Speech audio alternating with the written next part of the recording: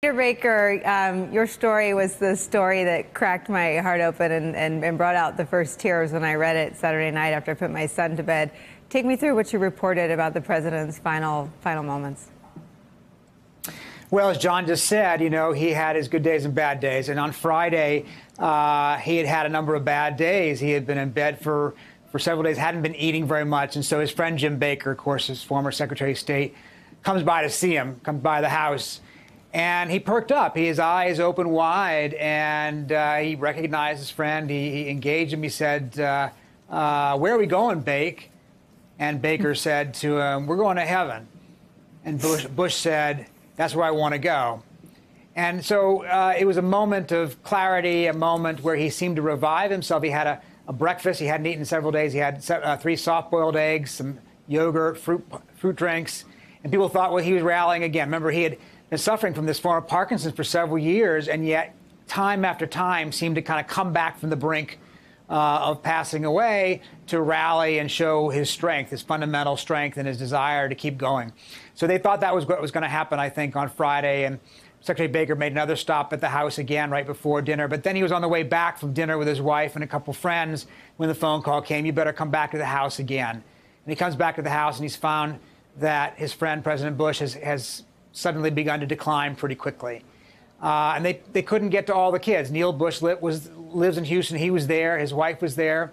Another granddaughter was there. But they put the other kids on the speakerphone. And, of course, the last of them was your old boss, President Bush, 43. And he was at home in Dallas, and he told his father, you were a wonderful dad. I love you. And his father told him, I love you, too. And that was, according to Secretary Baker, those were his last words before passing away about a half an hour later. Peter Baker, you covered the White House in which I served for the 43rd president, and you didn't have to look far to see sort of the way George W. Bush's presidency was shaped, not necessarily by the policy positions of his father, but by the experience of having watched his father in that pressure cooker under the Klieg lights. And George W. Bush said in an interview last night something that I'd often heard the inverse. I'd heard that the 41st president, and I knew this firsthand, was very upset to see the 43rd president beat up in the press by you and your colleagues. I'd never heard 43 talk about how excruciating it was to watch the press coverage of his father.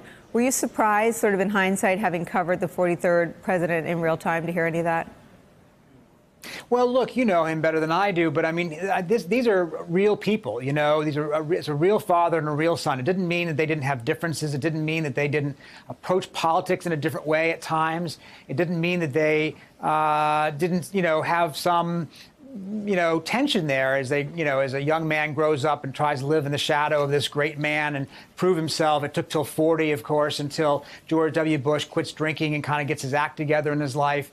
And yet you always sense that there's a deep fundamental love between them, that for all of the incredible circumstances that they had, no other two people ever had, even John Adams and John Quincy Adams, you know, they didn't live through the second presidency the way these two did. For all of that, there was a deep and fundamental love. Just a couple of years ago, President Bush 43 wrote a biography of his father called 41. It was really a Hallmark card. It was like a love note, in effect, to his father. And I think you couldn't read that without feeling the intensity of their feelings together about each other. Hey there, I'm Chris Hayes from MSNBC. Thanks for watching MSNBC on YouTube. If you want to keep up to date with the videos we're putting out, you can click subscribe just below me or click over on this list to see lots of other great videos.